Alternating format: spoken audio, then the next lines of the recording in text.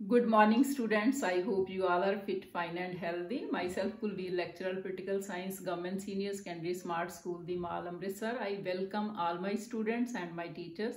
Students, my today's topic is Unitary and Federal Government, Ekantamak te Sangatmak Sarkar, Part 2nd. A+1 ਦੇ Political Science ਦੇ students ਲਈ topic ਹੈ। Students असी part 1 ਦੇ ਵਿੱਚ ਕੀਤਾ ਸੀ ਯੂਨਿਟਰੀ ਗਵਰਨਮੈਂਟ ਕੀ ਹੁੰਦੀ ਹੈ, ਇਟਸ ਕਰੈਕਟਰਿਸਟਿਕਸ, ਮੈਰਿਟਸ ਤੇ ਡੀਮੈਰਿਟਸ ਬਹੁਤ ਡਿਟੇਲ ਚ ਕੀਤੀਆਂ ਸੀ। Our today's main focus is what is federal government, its characteristics, merits, demerits and the difference between the federal government and the unitary government. So students बड़ा ही basic ਤੇ simple topic ਹੈ, ਪਰ ਤੁਹਾਨੂੰ ਇਸ ਦਾ ਨੌਲੇਜ ਹੋਣਾ ਬਹੁਤ ਹੀ ਜ਼ਰੂਰੀ ਹੈ। ਆਪਣੇ ਟੌਪਿਕ ਵੱਲ ਵਧਦੇ ਹਾਂ। इंट्रोडक्शन, फैडरल गवर्नमेंट, भूमिका संघात्मक सरकार। संघात्मक शब्द का जन्म, ओरिजिन ऑफ वर्ड फेडरेशन, अंग्रेजी का फेडरेशन लतीनी भाषा के शब्द फोइडस तो बनया है, जिसका अर्थ है समझौता जां संधि। संघात्मक सरकार केंद्र अते राज्यां विचकार समझौता हुंदा है अते समझौते दीयां शर्तां संविधान दे विच लिखियां जांदियां हन। मीनस के इंग्लिश वर्ड फेडरेशन जिहड़ा है लतीनी भाषा के शब्द फोइडस तो बनया है, जिसका मतलब है समझौता जां संधि जिहड़ी कि केंद्र ते राज्यां दे विचकार कर लई जांदी है ते वो समझौता जिहड़ा है उहदियां शर्तां जिहड़ियां हन वो संविधान दे विच लिखियां जांदियां हन। So English word federation is taken from Latin word foedus which means contract or agreement. It is a contract between the center and the states, and the conditions of the contract are written in the constitution. So first of all, the federal government was established in USA, means America, by the constitution adopted on March 4, 1789. So students, की समझ आया कि centre ते states दे विच एक contract, एक agreement हुंदा है ਤੇ ਉਹਦੀਆਂ ਜਿਹੜੀਆਂ ਕੰਡੀਸ਼ਨਸ ਹਨ ਉਹ ਕਨਸਟੀਟਿਊਸ਼ਨ ਦੇ ਵਿੱਚ ਲਿਖੀਆਂ ਜਾਂਦੀਆਂ ਹਨ। ਔਰ ਅਮਰੀਕਾ ਦੁਨੀਆ ਦਾ ਫਸਟ ਕੰਟਰੀ ਹੈ ਜਿਹਨਾਂ ਨੇ ਆਪਣੇ ਕਨਸਟੀਟਿਊਸ਼ਨ ਦੇ ਵਿੱਚ ਮਾਰਚ 4 1789 ਦੇ ਵਿੱਚ ਸਮਝੌਤੇ ਦੇ ਅਧੀਨ ਇਹ ਕਨਸਟੀਟਿਊਸ਼ਨ 'ਚ ਸ਼ਰਤਾਂ ਲਿਖ ਕੇ ਤੇ ਉੱਥੇ ਫੈਡਰਲ ਗਵਰਨਮੈਂਟ ਜਿਹੜੀ ਸੀ ਉਹ ਐਸਟੈਬਲਿਸ਼ ਕੀਤੀ। ਸੋ ਆਈ ਹੋਪ ਕਿ ਤੁਹਾਨੂੰ ਸਮਝ ਆ ਗਿਆ ਕਿ ਵਰਡ ਫੈਡਰੇਸ਼ਨ ਕਿਹੜੀ ਭਾਸ਼ਾ ਦਾ ਸ਼ਬਦ ਹੈ, Latin word foedus, which means contract or the agreement, and it is a contract or agreement between the center and states, and the conditions of the agreement are written in the constitution. Now ਅੱਗੇ ਵਧਦੇ ਹਾਂ। Federal government, ਸੰਘਾਤਮਕ ਸਰਕਾਰ ਕੀ ਹੁੰਦੀ ਹੈ? ਆਧੁਨਿਕ ਸਮੇਂ ਸੰਘਾਤਮਕ ਪ੍ਰਣਾਲੀ ਦੀ ਸਰਕਾਰ ਜ਼ਿਆਦਾ ਹਰਮਨ ਪਿਆਰੀ ਹੈ। ਸੰਘਾਤਮਕ ਸ਼ਾਸਨ ਵਿੱਚ ਦੋਹਰਾ ਸ਼ਾਸਨ ਪ੍ਰਬੰਧ ਹੁੰਦਾ ਹੈ ਅਤੇ ਕੇਂਦਰ ਤੇ ਰਾਜਾਂ ਵਿੱਚ ਸ਼ਕਤੀਆਂ ਸੰਵਿਧਾਨ ਅਨੁਸਾਰ ਵੰਡੀਆਂ ਹੁੰਦੀਆਂ ਹਨ। ਦੋਵੇਂ ਹੀ ਸਰਕਾਰਾਂ ਸੁਤੰਤਰ ਰੂਪ ਵਿੱਚ ਆਪਣਾ ਸ਼ਾਸਨ ਪ੍ਰਬੰਧ ਚਲਾਉਂਦੀਆਂ ਹਨ। ਔਰ ਇਹ ਕਿੱਥੇ ਕਿੱਥੇ ਹੈ? ਅਮਰੀਕਾ ਵਿੱਚ, ਭਾਰਤ, ਕੈਨੇਡਾ, ਆਸਟ੍ਰੇਲੀਆ ਵਿੱਚ ਸੰਘਾਤਮਕ ਪ੍ਰਣਾਲੀ ਦੀਆਂ ਸਰਕਾਰਾਂ ਹਨ। ਸੋ ਸੰਘਾਤਮਕ ਸਰਕਾਰ ਕੀ ਹੁੰਦੀ ਹੈ ਸਟੂਡੈਂਟਸ? ਸੰਘਾਤਮਕ ਸਰਕਾਰ ਸਭ ਤੋਂ ਹਰਮਨ ਪਿਆਰੀ ਸਰਕਾਰ ਹੈ ਇਸ ਟਾਈਮ ਤੇ, ਔਰ ਇਹਦੇ ਵਿੱਚ ਸੈਂਟਰ ਤੇ ਸਟੇਟਸ ਦੀਆਂ ਅਲੱਗ-ਅਲੱਗ ਸਰਕਾਰਾਂ ਹੁੰਦੀਆਂ ਹਨ। ਦੋਹਰਾ ਸ਼ਾਸਨ ਪ੍ਰਬੰਧ ਹੁੰਦਾ ਹੈ ਤੇ ਸ਼ਕਤੀਆਂ ਦੀ ਜਿਹੜੀ ਹੈ ਉਹ ਵੰਡ ਕੀਤੀ ਜਾਂਦੀ ਹੈ ਤੇ ਸਟੇਟ ਤੇ ਸੈਂਟਰ ਇੰਡੀਪੈਂਡੈਂਟਲੀ ਆਪਣਾ ਸ਼ਾਸਨ ਪ੍ਰਬੰਧ ਚਲਾਉਂਦੀਆਂ ਹਨ। ਆਈ ਹੋਪ ਕਿ ਸਟੂਡੈਂਟਸ ਤੁਹਾਨੂੰ ਸਮਝ ਆ ਗਿਆ। For English medium in federal government there is a double administration and the subjects here means powers are distributed between center and state through constitution. Both government means center and state governments work independently. Now federal government is working in which countries? America, Canada, India and Australia. So students, ਇੱਥੇ ਤੁਹਾਨੂੰ 2 number ਦਾ question ਆਏਗਾ ਕਿ ਸੰਘਾਤਮਕ ਪ੍ਰਣਾਲੀ ਦੀ ਸਰਕਾਰ ਤੋਂ ਕੀ ਭਾਵ ਹੈ, and you can write this answer। ਜਾਂ ਸੰਘਾਤਮਕ ਸ਼ਾਸਨ ਪ੍ਰਬੰਧ ਕਿਹੜੇ ਦੇਸ਼ਾਂ ਵਿੱਚ ਹੈ, ऑब्जेक्टिव टाइप ਵਿੱਚ ਵੀ ਪੁੱਛਿਆ ਜਾ ਸਕਦਾ ਹੈ। ਸੋ ਆਈ ਹੋਪ ਕਿ you all can answer well. Next ਮੈਂ ਹੋਰ ਇਹਨੂੰ ਕਲੀਅਰ ਕਰਨਾ ਚਾਹਾਂਗੀ। ਡੈਫੀਨੇਸ਼ਨ ਆਫ ਫੈਡਰਲ ਗਵਰਨਮੈਂਟ, ਸੰਘਾਤਮਕ ਸਰਕਾਰ ਦੀ ਪਰਿਭਾਸ਼ਾ ਮੈਂ ਡਾਕਟਰ ਫਾਈਨਰ ਦੀ ਲਈ ਹੈ। ਸੋ ਡਾਕਟਰ ਫਾਈਨਰ ਅਨੁਸਾਰ ਸੰਘੀ ਰਾਜ ਉਸ ਨੂੰ ਆਖਦੇ ਹਨ ਜਿਸ ਵਿੱਚ ਸੱਤਾ ਸ਼ਕਤੀ ਦਾ ਇੱਕ ਹਿੱਸਾ ਸਥਾਨਕ ਖੇਤਰਾਂ ਦੇ ਕੋਲ ਹੋਵੇ, ਮੀਨਸ ਕਿ ਰਾਜ ਸਰਕਾਰਾਂ ਕੋਲ ਹੋਵੇ, ਅਤੇ ਦੂਜਾ ਹਿੱਸਾ ਅਜਿਹੀ ਕੇਂਦਰ ਸਰਕਾਰ ਦੇ ਕੋਲ ਹੋਵੇ ਜਿਸ ਦੀ ਉਸਾਰੀ ਸਥਾਨਕ ਖੇਤਰਾਂ ਨੇ ਆਪਣੀ ਮਰਜ਼ੀ ਨਾਲ ਮਿਲ ਕੇ ਕੀਤੀ ਹੋਏ। ਮੀਨਸ ਕਿ ਜਿਹੜੀਆਂ ਸਟੇਟਸ ਹਨ ਉਹਨਾਂ ਨੇ ਆਪਣੀ ਮਰਜ਼ੀ ਨਾਲ ਡੈਲੀਬਰੇਟਲੀ ਇੱਕ ਸੈਂਟਰ ਬਣਾ ਲਿਆ ਤੇ ਉਹਨਾਂ ਸੈਂਟਰ ਤੇ ਸਟੇਟਸ ਦੇ ਵਿੱਚ ਆਪਸ ਦੇ ਵਿੱਚ ਸੱਤਾ ਤੇ ਸ਼ਕਤੀ ਜਿਹੜੀ ਹੈ ਉਹਨਾਂ ਦੀ ਵੰਡ ਕਰ ਲਈ। ਸੋ ਮੀਨਸ ਕਿ ਕੇਂਦਰ ਦੀ ਸਰਕਾਰ ਅਲੱਗ, ਉਹਦੇ ਕੋਲ ਸੱਤਾ ਆਪਣੀ, ਸ਼ਕਤੀ ਆਪਣੀ ਹੈ, ਤੇ ਸਟੇਟਸ ਦੀ ਆਪਣੀ ਹੈ, ਤੇ ਦੋਹਰੇ ਸ਼ਾਸਨ ਪ੍ਰਬੰਧ ਹੈ। A federal state is on in which part of authority and power is vested in a central institution, means power ਤੇ authority ਦਾ ਇੱਕ ਹਿੱਸਾ ਜਿਹੜਾ ਹੈ ਉਹ ਸੈਂਟਰ ਦੇ ਕੋਲ ਹੈ, ਉਹਦੇ ਅਕੋਰਡਿੰਗਲੀ ਸ਼ਾਸਨ ਪ੍ਰਬੰਧ ਚਲਾਉਂਦੀ ਹੈ। deliberately and constituted by an association of the local areas. Local areas here means ਸਥਾਨਕ ਸਰਕਾਰਾਂ, means ਕਿ state ਤੇ ਕੇਂਦਰ ਜਿਹੜੇ ਹਨ ਡੈਲੀਬਰੇਟਲੀ ਆਪਣੇ ਆਪ ਨੂੰ ਇੱਕ ਫੈਡਰੇਸ਼ਨ ਦਾ ਰੂਪ ਦਿੰਦੇ ਹਨ ਤੇ ਕੇਂਦਰ ਤੇ ਰਾਜਾਂ ਵਿਚਕਾਰ ਸ਼ਕਤੀਆਂ ਦੀ ਆਪਸੀ ਜਿਹੜੀ ਵੰਡ ਹੈ ਉਹ ਨਿਸ਼ਚਿਤ ਕਰਦੇ ਹਨ, ਤਾਂ ਉਸ ਨੂੰ ਅਸੀਂ ਸੰਘਾਤਮਕ ਪ੍ਰਣਾਲੀ ਦੀ ਸਰਕਾਰ ਆਖਦੇ ਹਨ। ਸੋ ਡਾਕਟਰ ਫਾਈਨਰ ਜੀ ਜਿਹੜੇ ਹਨ ਉਹਨਾਂ ਨੇ ਤੁਹਾਨੂੰ ਇਹ ਦੱਸਣਾ ਚਾਹਿਆ ਹੈ। ਇੱਥੇ ਅੱਗੇ ਵਧਦੇ ਹਾਂ। ਨਾਓ ਫੀਚਰਸ ਆਫ ਫੈਡਰਲ ਗਵਰਨਮੈਂਟ, ਸੰਘਾਤਮਕ ਸਰਕਾਰ ਦੀਆਂ ਵਿਸ਼ੇਸ਼ਤਾਵਾਂ ਕਿਹੜੀਆਂ-ਕਿਹੜੀਆਂ, ਸਾਨੂੰ ਕਿੱਥੋਂ ਪਤਾ ਲੱਗਦਾ ਹੈ ਕਿ ਇਹ ਸੰਘਾਤਮਕ ਪ੍ਰਣਾਲੀ ਦੀ ਸਰਕਾਰ ਹੈ। ਜਿਸ ਤਰ੍ਹਾਂ ਫਸਟ ਹੈ ਰਿਟਨ ਕਨਸਟੀਟਿਊਸ਼ਨ, ਲਿਖਤੀ ਸੰਵਿਧਾਨ। ਅਸੀਂ ਡੈਫੀਨੇਸ਼ਨਸ ਤੋਂ ਤੇ ਇੰਟਰੋਡਕਸ਼ਨ ਤੋਂ ਇਹ ਪਤਾ ਕੀਤਾ ਕਿ ਜਦੋਂ ਕੇਂਦਰ ਤੇ ਰਾਜਾਂ ਵਿੱਚ ਸ਼ਕਤੀਆਂ ਦੀ ਵੰਡ ਹੁੰਦੀ ਹੈ, ਸਮਝੌਤਾ ਕੀਤਾ ਜਾਂਦਾ ਹੈ, ਤਾਂ ਉਹਦੀਆਂ ਜਿਹੜੀਆਂ ਕੰਡੀਸ਼ਨਸ ਹਨ ਉਹ ਸੰਵਿਧਾਨ ਦੇ ਵਿੱਚ ਲਿਖੀਆਂ ਹੁੰਦੀਆਂ ਹਨ। ਸੋ ਇਹਦਾ ਅਸੈਂਸ਼ੀਅਲ ਫੀਚਰ ਕੀ ਹੈ ਕਿ ਇਹਦੇ ਲਈ ਲਿਖਤੀ ਸੰਵਿਧਾਨ ਹੋਣਾ ਚਾਹੀਦਾ ਹੈ। ਜਿਸ ਤਰ੍ਹਾਂ ਭਾਰਤ ਦੇ ਵਿੱਚ ਫੈਡਰਲ ਫਾਰਮ ਆਫ ਗਵਰਨਮੈਂਟ ਹੈ ਤਾਂ ਭਾਰਤ ਦਾ ਸੰਵਿਧਾਨ ਜਿਹੜਾ ਹੈ ਉਹ ਲਿਖਿਆ ਹੋਇਆ ਸੰਵਿਧਾਨ ਹੈ। ਅਮਰੀਕਾ ਦੇ ਸੰਵਿਧਾਨ ਜਿਹੜਾ ਹੈ ਉਹ ਲਿਖਿਆ ਹੋਇਆ ਹੈ। ਸੋ ਫੈਡਰਲ ਫਾਰਮ ਆਫ ਗਵਰਨਮੈਂਟ ਵਿੱਚ always the constitution is written constitution. Second, rigid constitution, ਕਠੋਰ ਸੰਵਿਧਾਨ ਹੁੰਦਾ ਹੈ। ਮੀਨਸ ਕਿ ਜਿਹੜਾ ਸੰਵਿਧਾਨ ਹੈ ਉਹਨੂੰ ਛੇਤੀ ਕੀਤਿਆਂ ਉਹਦੇ 'ਚ ਅਮੈਂਡਮੈਂਟਸ ਨਹੀਂ ਕੀਤੀਆਂ ਜਾ ਸਕਦੀਆਂ। ਜਿਸ ਤਰ੍ਹਾਂ ਕਿ ਇੰਡੀਆ ਦਾ ਕਨਸਟੀਟਿਊਸ਼ਨ ਹੈ ਤੇ ਇਹਦੇ ਵਿੱਚ ਕੁਝ ਤਰ੍ਹਾਂਵਾਂ ਜਿਹੜੀਆਂ ਹਨ ਉਹ ਦੋਨੋਂ ਲੋਕ ਸਭਾ ਤੇ ਰਾਜ ਸਭਾ ਦੇ 2/3 ਮੈਜੋਰਿਟੀ ਦੇ ਨਾਲ ਹੀ ਕਰ ਲਈਆਂ ਜਾਂਦੀਆਂ ਹਨ, ਬਟ ਕੁਝ ਇਹੋ ਜਿਹੇ ਆਰਟੀਕਲਸ ਹਨ they are very hard to change and there is a need of ਕਮ ਸੇ ਕਮ ਜਿਹੜੀ ਅੱਧੀਆਂ ਸਟੇਟਸ ਹਨ ਉਹਨਾਂ ਦੀ ਸਹਿਮਤੀ ਪਲੱਸ ਦੋਨੋਂ ਹਾਊਸਿਸ ਦੀ 2/3 ਮੈਜੋਰਿਟੀ ਦੇ ਨਾਲ ਹੀ ਉਹ ਚੇਂਜ ਹੋ ਸਕਦੀਆਂ ਹਨ।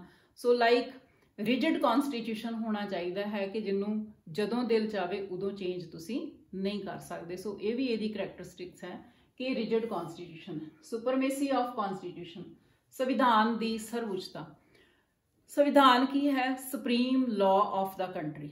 ਸੋ ਜਦੋਂ ਵੀ ਫੈਡਰਲ ਗਵਰਨਮੈਂਟ ਬਣਦੀ ਹੈ ਤਾਂ ਉਹਦੇ ਵਿੱਚ ਇਹ ਵੀ ਕੰਡੀਸ਼ਨ ਰੱਖੀ ਜਾਂਦੀ ਹੈ ਕਿ ਜਿਹੜਾ ਕਨਸਟੀਟਿਊਸ਼ਨ ਹੈ ਉਹ ਸੁਪਰੀਮ ਹੋਣਾ ਚਾਹੀਦਾ, ਉਹ ਸਰਵਉੱਚ ਕਾਨੂੰਨ ਹੋਣਾ ਚਾਹੀਦਾ ਹੈ ਤੇ ਉਹਦੇ ਅਕੋਰਡਿੰਗਲੀ ਹੀ ਜਿਹੜਾ ਸ਼ਾਸਨ ਪ੍ਰਬੰਧ ਹੈ ਉਹ ਚੱਲਣਾ ਚਾਹੀਦਾ ਹੈ। ਜੋ ਉਹਦੇ 'ਚ ਲਿਖਿਆ ਗਿਆ ਹੈ ਉਹਦੇ ਅਕੋਰਡਿੰਗਲੀ ਸਾਰਾ ਐਡਮਿਨਿਸਟ੍ਰੇਸ਼ਨ ਜਿਹੜਾ ਹੈ ਉਹ ਰਨ ਹੋਣਾ ਚਾਹੀਦਾ ਹੈ। ਸੋ ਥਰਡ ਹੈ supremacy of the constitution. Division of subjects, ਵਿਸ਼ਿਆਂ ਦੀ ਵੰਡ। ਸਟੂਡੈਂਟ, ਵਿਸ਼ਿਆਂ ਦੀ ਵੰਡ ਮੀਨਸ ਕਿ ਪਾਵਰਸ ਦੀ ਡਿਸਟ੍ਰੀਬਿਊਸ਼ਨ ਕੀਤੀ ਜਾਂਦੀ ਹੈ। ਇਹਦੀ ਬੈਸਟ ਐਗਜ਼ਾਮਪਲ ਮੈਂ ਤੁਹਾਨੂੰ ਦਿੰਨੀ ਹੈ ਕਿ ਜਿਸ ਤਰ੍ਹਾਂ ਜਿੱਥੇ ਵੀ ਫੈਡਰਲ ਫਾਰਮ ਆਫ ਗਵਰਨਮੈਂਟ ਹੋਏਗੀ, ਬਿਕਾਜ਼ ਕਿ there is A double administration, ਰਾਜਾਂ ਦਾ ਅਲੱਗ ਸ਼ਾਸਨ ਪ੍ਰਬੰਧ ਹੁੰਦਾ ਹੈ ਤੇ ਸੈਂਟਰ ਦਾ ਅਲੱਗ ਹੁੰਦਾ ਹੈ, ਤਾਂ ਉਹਨਾਂ ਵਿੱਚ ਪਾਵਰਸ ਦੀ ਵੀ ਡਿਸਟ੍ਰੀਬਿਊਸ਼ਨ ਕੀਤੀ ਜਾਂਦੀ ਹੈ। ਜਿਸ ਤਰ੍ਹਾਂ ਅਸੀਂ ਸਪੋਜ਼ ਭਾਰਤ ਦੀ ਐਗਜ਼ਾਮਪਲ ਹੀ ਲੈ ਲੈਂਦੇ ਹਾਂ ਸਟੂਡੈਂਟਸ, ਤੇ ਇਹਦੇ ਵਿੱਚ ਜਿਹੜਾ ਸਕੈਜੂਅਲ 7 ਹੈ ਕਨਸਟੀਟਿਊਸ਼ਨ ਦਾ, ਉਹਦੇ ਵਿੱਚ ਸ਼ਕਤੀਆਂ ਦੀ ਵੰਡ ਕੀਤੀ ਗਈ ਹੈ।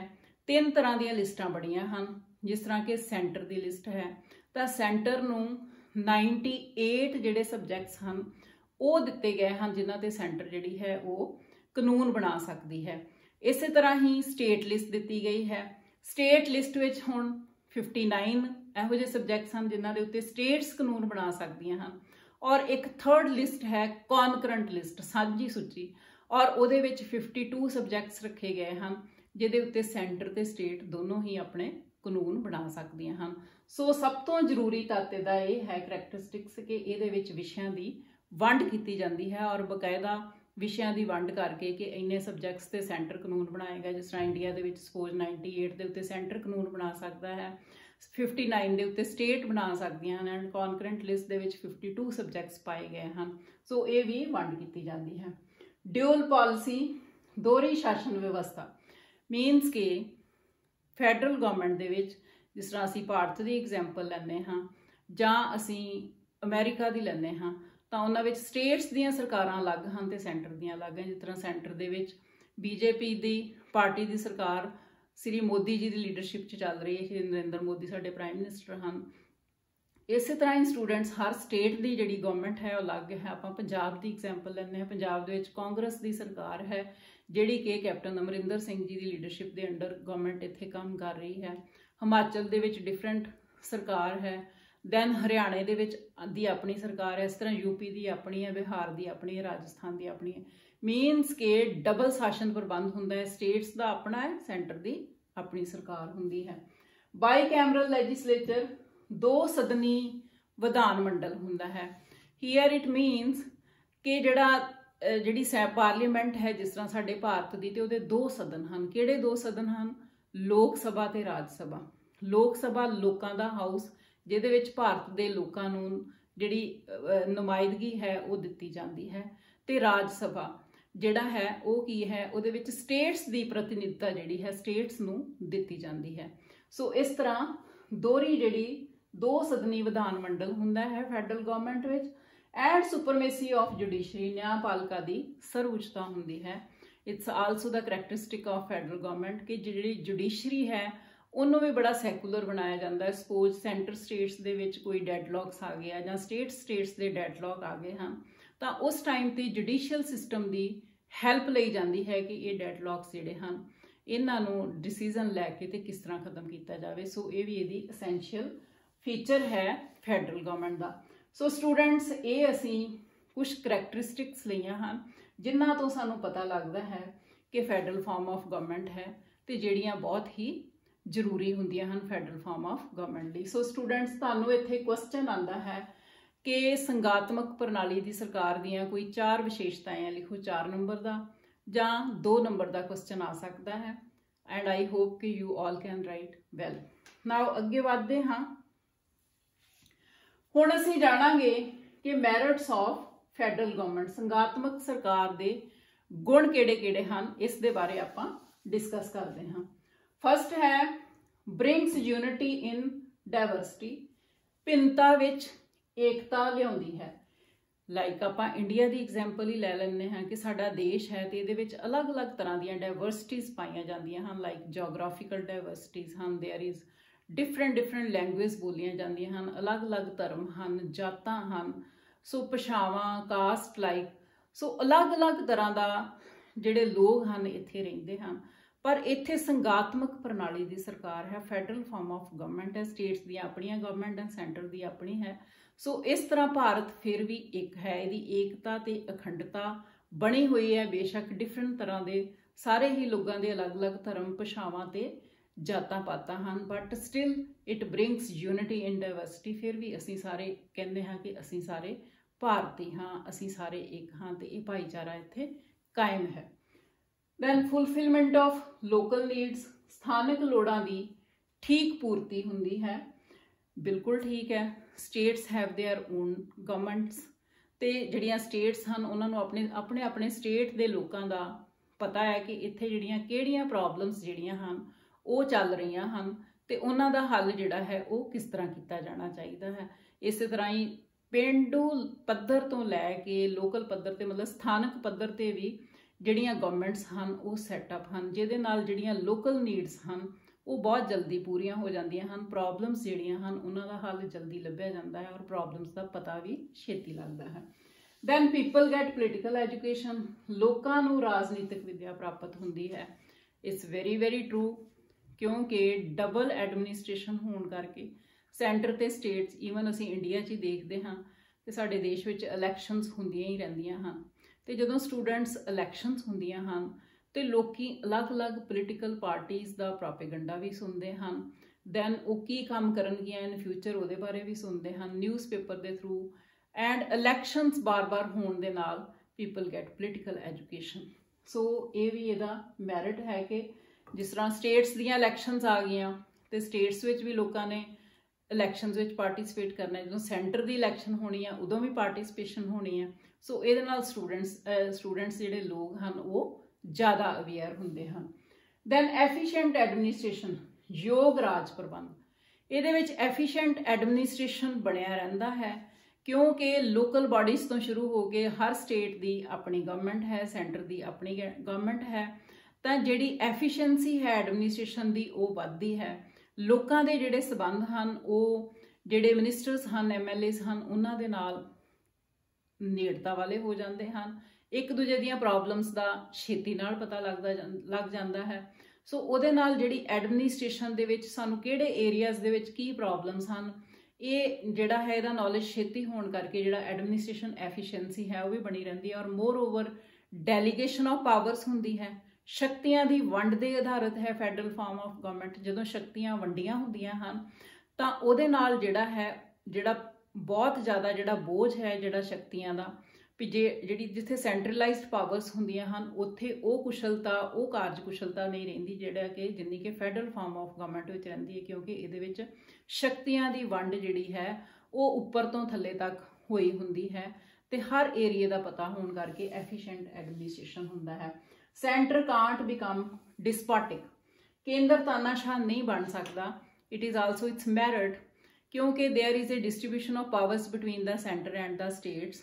और सेंटर ਨੂੰ ਪਤਾ ਹੈ ਕਿ ਮੇਰੇ ਕੋਲ ਇੰਨੀਆਂ ਸ਼ਕਤੀਆਂ ਹਨ, ਸਟੇਟਸ ਦੀਆਂ ਆਪਣੀਆਂ ਸ਼ਕਤੀਆਂ ਹਨ, ਜਿਹਦੇ ਨਾਲ ਕਿ ਸੈਂਟਰ ਤੇ ਵੀ ਚੈੱਕ ਲੱਗਾ ਹੁੰਦਾ ਹੈ ਕਿ ਉਹ ਅਨਲਿਮਿਟਿਡ ਪਾਵਰਸ ਜਿਹੜੀਆਂ ਹਨ ਉਹਨਾਂ ਨੂੰ ਯੂਜ਼ ਨਹੀਂ ਕਰ ਸਕਦਾ। ਆਪਣੇ ਏਰੀਏ ਦੀਆਂ ਜਿਹੜੀਆਂ ਪਾਵਰਸ ਰਿਟਨ ਹਨ ਕਨਸਟੀਟਿਊਸ਼ਨਸ, ਉਹਨਾਂ ਤੇ ਹੀ ਕਾਨੂੰਨ ਬਣਾਉਣ ਲਈ ਉਹ ਵਚਨਬੱਧ ਹੁੰਦਾ ਹੈ। ਇਸ ਤਰ੍ਹਾਂ ਸੈਂਟਰ ਤਾਨਾਸ਼ਾਹ ਨਹੀਂ ਬਣ ਸਕਦਾ। Suitable for both small and large states. Naturally federal form of government ਜਿਹੜੀ ਹੈ ਬਿਗ ਕੰਟਰੀਜ਼ ਜਿਸ ਤਰ੍ਹਾਂ ਅਮਰੀਕਾ ਹੈ, ਇੰਡੀਆ ਹੈ, ਇੱਥੇ ਬਹੁਤ ਹੀ ਸੂਟੇਬਲ ਹੈ। But at the same time small ਜਿਹੜੀਆਂ ਕੰਟਰੀਜ਼ ਹਨ ਉਹਨਾਂ ਲਈ ਹੋਰ ਵੀ ਜ਼ਿਆਦਾ ਸੂਟੇਬਲ ਹੈ ਕਿਉਂਕਿ ਉਹਨਾਂ ਦਾ ਸ਼ਾਸਨ ਪ੍ਰਬੰਧ ਸਿੰਪਲ ਹੁੰਦਾ ਹੈ। ਸੋ this type of system is suitable for both big and small countries. Now students, question arises here. Write down the merits of the federal form of government and I hope ਕਿ ਤੁਸੀਂ ਇਹ ਲਿਖ ਸਕਦੇ ਹੋ। ਇਹ 4 number ਦੇ ਵੀ ਆ ਸਕਦੇ ਹਨ, 2 ਨੰਬਰ ਦੇ ਵੀ ਆ ਸਕਦੇ ਹਨ। ਅੱਗੇ ਵਧਦੇ ਹਾਂ। ਸੰਘਾਤਮਕ ਸਰਕਾਰ ਦੇ ਔਗਣ ਕੀ ਹਨ? ਫਸਟ ਹੈ ਵੀਕ ਐਡਮਿਨਿਸਟ੍ਰੇਸ਼ਨ, ਕਮਜ਼ੋਰ ਸਰਕਾਰ। ਇਸ ਦਾ ਸਭ ਤੋਂ ਪਹਿਲਾ ਡੀਮੈਰਿਟ ਕੱਢਿਆ ਗਿਆ ਹੈ ਕਿ ਇਹ ਕਮਜ਼ੋਰ ਸਰਕਾਰ ਹੈ। ਸਟੂਡੈਂਟਸ, ਇਹਨੂੰ ਕਿਉਂ ਕਮਜ਼ੋਰ ਸਰਕਾਰ ਕਿਹਾ ਗਿਆ ਹੈ?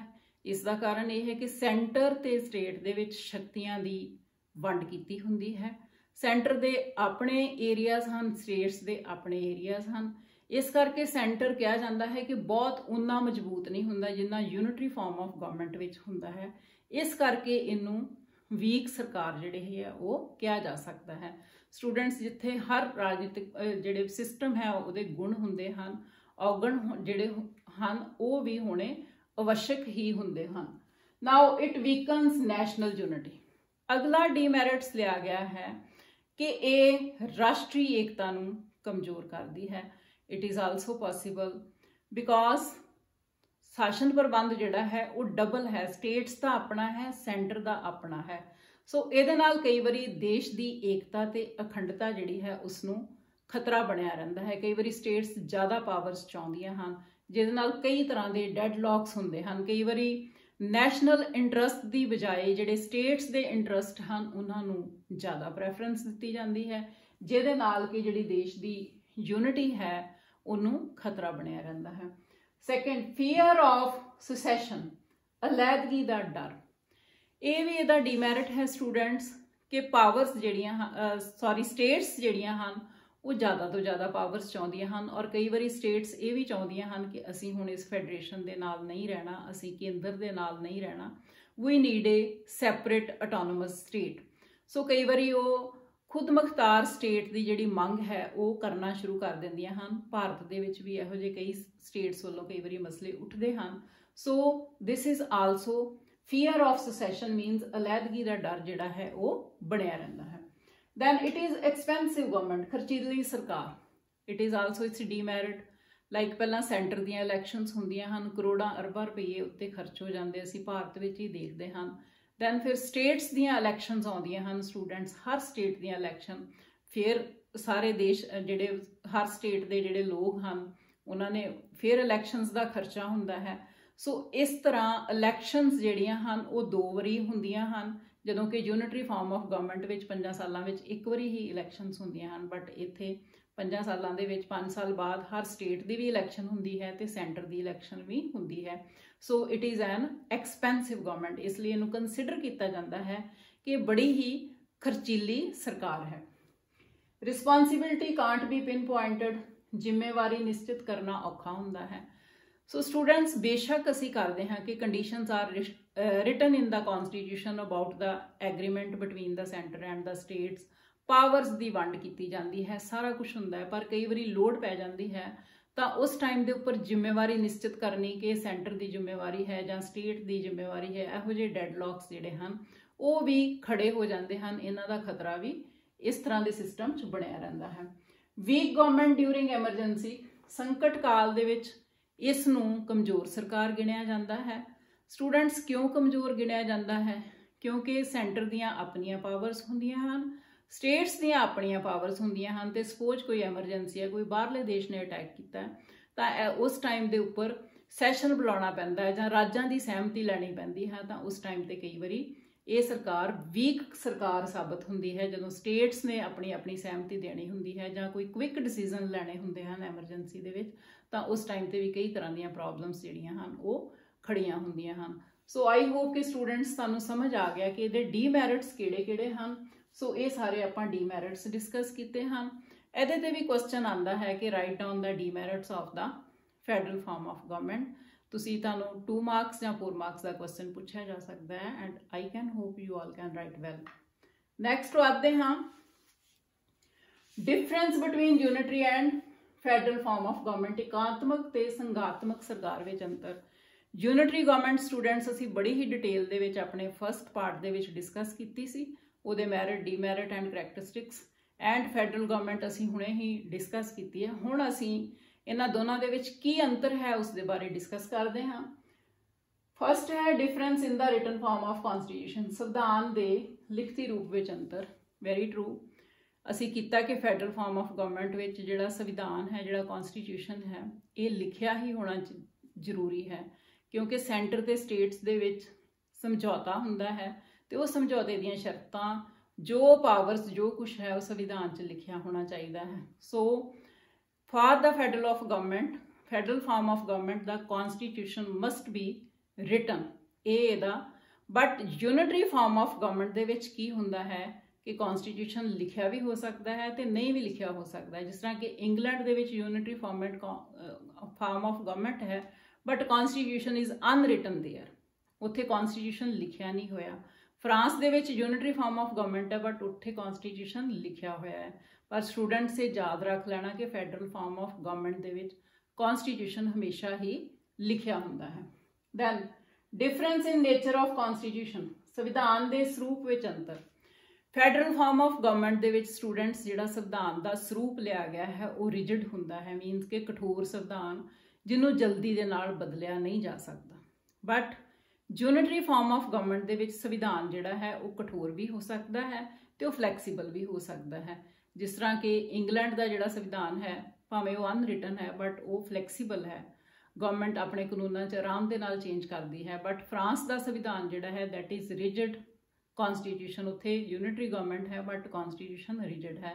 But federal form of government दे विच जिहड़ा संविधान है उहदा स्वरूप वो रिजिड ही हुंदा है, क्योंकि सेंटर स्टेट दे विच कंडीशनस जिहड़ियां हन वो लिखियां हुंदियां हन, ते ये कोशिश की जाती है कि इहदियां धारावां नूं जल्दी दे नाल अमेंड ना किया जाए। Then difference in the supremacy of the constitution, संविधान की सर्वउच्चता विच अंतर पाया जाता है। फैडरल फॉर्म ऑफ गवर्नमेंट दे विच संविधान constitution is the supreme law of the country and the whole administration is run according to the constitution. All the conditions are mentioned in the constitution। So ਉਹਦੇ ਵਿੱਚ ਕੀ ਹੈ कि संविधान ਦੇ accordingly ही सारे फैसले ले जाते हैं। संविधान जिहड़ा है वो सधारण कानून ਦੇ ਨਾਲੋਂ सर्वउच्च ਮੰਨਿਆ ਜਾਂਦਾ है। But unitary form of government ਦੇ ਵਿੱਚ इस तरह का कुछ नहीं हुंदा। जे सपोज कोई लॉ नवा बनया है तो उस लॉ के अकॉर्डिंगली वो संविधान दी धारावां नूं भी आर्टिकल्स नूं जां कोई भी उन्हां नूं अमेंडमेंट करनी पैंदी है तो वो चेंज कर सकते हैं। सो ये याद रख लेना कि फैडरल फॉर्म ऑफ गवर्नमेंट विच जिहड़ा संविधान है वो supreme law of the country है, बट यूनिटरी गवर्नमेंट दे विच थोड़ा इस चीज़ का फर्क पाया हुंदा है, क्योंकि गवर्नमेंट जिहड़े अपने कानून जदों कोई नवा बनता है तो जे उन्होंने कोई चेंज करनी पैंदी है तो they can do. Next students carry on कर रही हैं difference between unitary and federal form of government. Then difference regarding division of subjects, विषयां दी वंड संबंधी अंतर। वेरी ट्रू, आपां हुणे ही डिस्कस किया कि federal form of government which centre के स्टेट्स का दोहरा शासन प्रबंध होने करके शक्तियां की वंड की जाती है। जिस तरह भारत की गल की गई है कि संविधान के स्कैजूल 7 दे विच 3 जिहड़ियां सूची है वो बनाई गई है, सेंटर की लिस्ट, स्टेट्स लिस्ट एंड सांझी सूची मीनस कॉन्करेंट लिस्ट। जिस तरह सेंटर के 97 जिहड़े सबजैक्ट्स हैं सेंटर नूं दिते गए हैं, स्टेट लिस्ट विच 59 सबजैक्ट्स के उत्ते स्टेट्स कानून बना सकदियां हैं ते सांझी समवर्ती सूची दे विच 52 सबजैक्ट्स जिहड़े हैं वो रखे गए हैं। But unitary form of government दे विच स्टूडेंट्स इस तरह का कुछ नहीं हुंदा, क्योंकि होली सोली जिहड़ियां पावर्स हैं वो केंद्र कोल हुंदियां हैं ते केंद्र ही राज्यां नूं अगों पावर्स जिहड़ियां हैं वो डेलीगेट करदी है।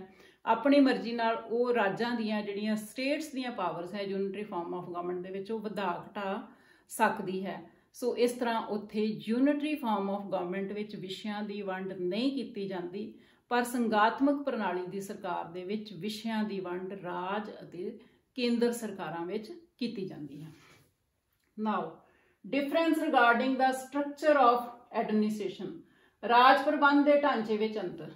स्टूडेंट्स जिथे यूनिटरी फॉर्म ऑफ गवर्नमेंट होएगी नैचुरली सेंटर ही सारिया स्टेट्स नूं शक्तियां दे रहा है तो सारिया स्टेट्स विच एक ही तरह के कानून होणगे, but federal form of government विच हर स्टेट की अपनी सरकार हुंदी है तो वो उत्थों दियां स्थानक लोकां दियां लोड़ां दे अनुसार अपने कानून जिहड़े हन वो उन्हां दे अकॉर्डिंगली बनाउंदी रहिंदी है जां चेंज करती है।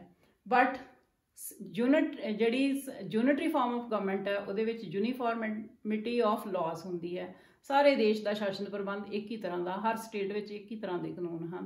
फैडरल फॉर्म ऑफ गवर्नमेंट दे विच जिस तरह पंजाब दे विच कांग्रेस की सरकार है, दैन हरियाणा विच बीजेपी की सरकार है, इस तरह 19-21 कानूनों के विच भी फर्क जिहड़ा है वो लोकां दीयां लोड़ां दे अनुसार पैंदा है। सो इस तरह राज प्रबंध के ढांचे विच भी अंतर पाया जाता है। डिफरेंस रिगार्डिंग सिटीजनशिप, नागरिकता के संबंध विच अंतर। जिथे यूनिटरी फॉर्म ऑफ गवर्नमेंट होएगी स्टूडेंट्स उत्थे मतलब इकहरी सिंगल सिटीजनशिप होएगी, जिहड़ा उस देश का नागरिक होएगा वो सिर्फ देश का ही होएगा, वो राज्यां जां प्रांतां दा नागरिक नहीं होएगा।